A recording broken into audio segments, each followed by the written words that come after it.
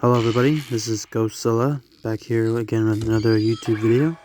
And on today's video, we're going to be taking a in-depth review of a figure that I recently bought, and that is the Bandai Creations Shin Gomess.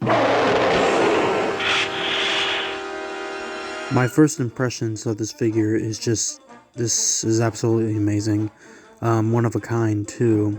Also, for some of you guys that don't know, Gomess, the character itself, is from Ultra Q, but Shin Gomess is from Shin Ultraman. So taking a closer look at the figure, I gotta say, paint-wise, it's really cool. And the sculpting on this figure is phenomenal, I gotta say. I mean, it's unique, but still, it's awesome. Especially the tip of the tail. I like how they just made the tip of the tail kind of its own entity in a way, too. As you can see, the teeth and the inside of the mouth just looks so cool. At first, I thought maybe this part was like some kind of like hole for an eye or whatever, but I couldn't really tell. I mean, but looking at the footage now, it's not though.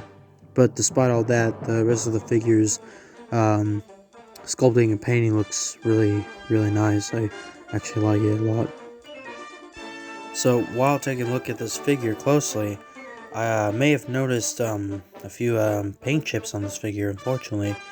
But as we take a closer look on the left chest, there's like some kind of faint red mark or something. I really don't know what it is. And as we can see on the right side, there's a paint chip on the claw. And on the tip of the horn, there's another one as well. So I don't know what's going on here, but thankfully it's not too bad. For the articulation itself, you can move the arms pretty good. And as you can see, I'm only doing it with one hand. And then the legs, they move pretty well too. So not a lot of movement, but pretty decent, as you can tell.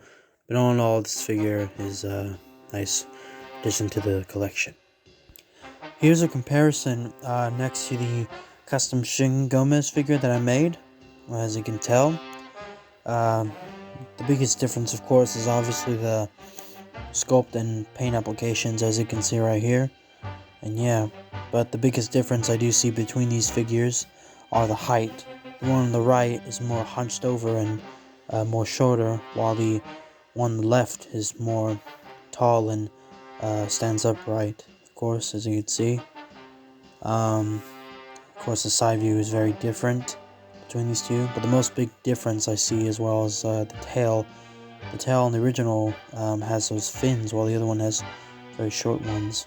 The tip of the tail, I originally wanted to sculpt the teeth inside, but I just decided to turn it into the original tip of the tail, just like with the original Gomess, as you can see right here. But yeah. Next up, here we have the tag. As you can see right here, here's Shin Ultraman.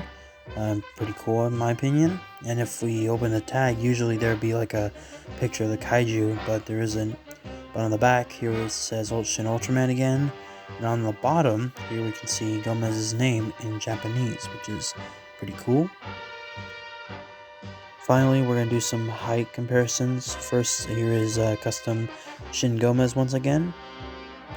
Then here is the custom Legendary Gears figure, which, speaking of Gears, I might just do a custom of him, but as a Shin Godzilla. Speaking of Shin Godzilla, here is the SH Monster Arts Night Combat version. Pretty big, of course, as you can tell. Then finally, here we have the NECA 2016 Shin Godzilla, which is still the same height, but a little bit taller with the head. And then for fun, here is the SH Figure Arts 1966 original Ultraman figure. And as you can see, he's very small compared to Shin Gomess, despite him being hunched over a little bit. But yeah. So there you have it, folks. This is the Shin Gomess figure review, and I hope you enjoyed it, and have a good day.